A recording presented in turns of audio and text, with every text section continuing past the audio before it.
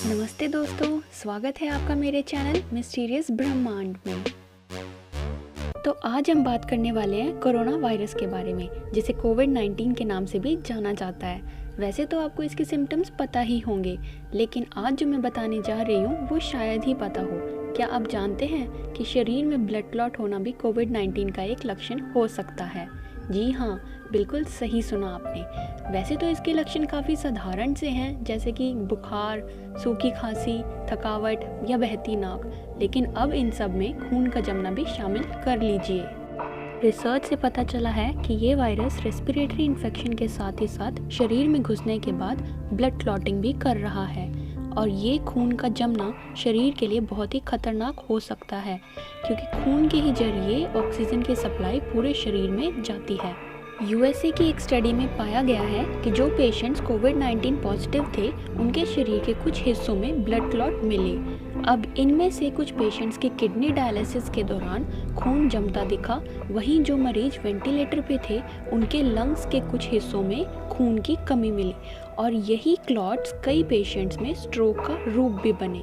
अभी तक तो जाना जा रहा था कि कोविड-19 एक रेस्पिरेटरी डिसीज़ है, लेकिन इस स्टडी के अनुसार एक पेशेंट ऐसा भी पाया गया है जिसकी बीमारी का सबसे पहला लक्षण स्ट्रोक था, जो कि खून के जमने से हुआ था। तो अब हमें यहीं से अंदाज़ा लगा लेना चाहिए कि अभी भी इस वायरस से जुड़ी काफ़ी जानकारी सामने नहीं आई है। चलिए अब ये जान लेते हैं कि शरीर में ब्लड क्लॉट होता कैसे है। हमें ये तो पता है कि पूरे शरीर में ब्लड का सर्कुलेशन होता है। अब ये सप्लाई आर्टरीज और वेन्स के जरिए होता है। आर्टरीज खून को दिल से बाकी के ऑर्गन्स तक पहुंचाती है, जबकि वेन्स ऑर्गन से वापस दिल तक पहुंचाता है।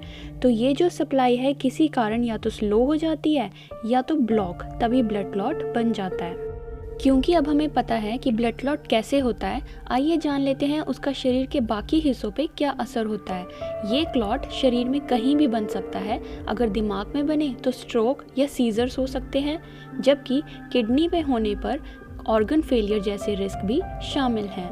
नीदरलैंड्स और फ्रांस से लिए गए डेटा से मालूम पड़ता है कि जिन पेशेंट्स को आईसीयू में एडमिट किया गया था, उनमें से 30 से 70% में ब्लड क्लॉट देखने को मिला, फिर चाहे वो पैरों में हो या लंग्स में। यही कारण है कि आज के टाइम में स्ट्रोक्स के पेशेंट्स काफ़ी बढ़ चुके हैं, क्योंकि इनका डायरेक्ट लिंक कोविड-19 से है।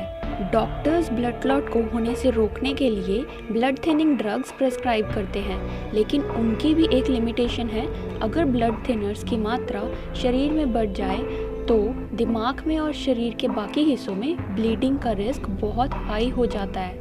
वैसे तो ब्लड क्लॉट किसी भी ऐसे मरीज में पाया जा सकता है जो बहुत ही बीमार हो या लंबे समय से बेड रिडन हो बिना किसी एक्टिविटी के, लेकिन कोविड-19 के पेशेंट्स में ये उससे भी पहले देखा जा सकता है। एक और थ्योरी कहती है कि जब वायरस शरीर में घुस जाता है, उसे ख़त्म करने के लिए हमारी बॉडी का इम्यून रिस्पॉन्स ब्लड क्लॉट्स बनाता है।